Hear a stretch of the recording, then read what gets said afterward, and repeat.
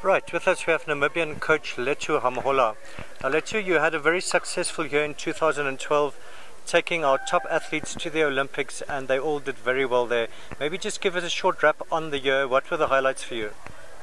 Of course, 2012 was all about the Olympic Games because we in athletics we take our year like every sportsman in a 4-year cycle. So that is the ultimate where we want to reach.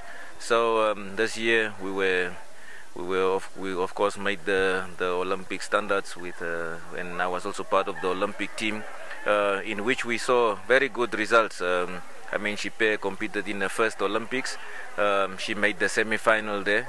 Of course, the bigger idea is to have them in the final and to be competing for medals, not only to be there, but she has shown that she can compete at that level. And of course, at the Olympics, there was also Hilaria and Beata that did very well. National record means that the person has given, not only that, given 120%. And of course, we know that Beata at that competition competed while being ill, but she didn't just go back and said that I am not going to compete. She went there. So it's something for us in athletics family to be proud of, that people can go out there and really compete, because they went out with the top athletes in the world and they stood there in between that. So I'm very proud, and I think it was very successful. Right, now 2013 coming up, what's the highlights for this year and what do you expect there?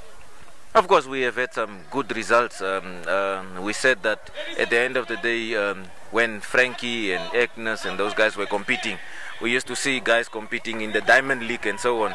And that is, of course, where you groom your athletes to be able to be medal contenders.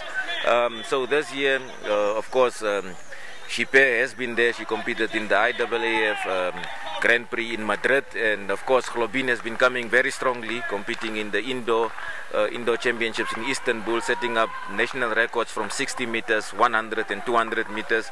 And of course the guys also had the opportunity to compete against the world's best like Blake them in Lausanne. So which means that it shows that we are moving in the same direction.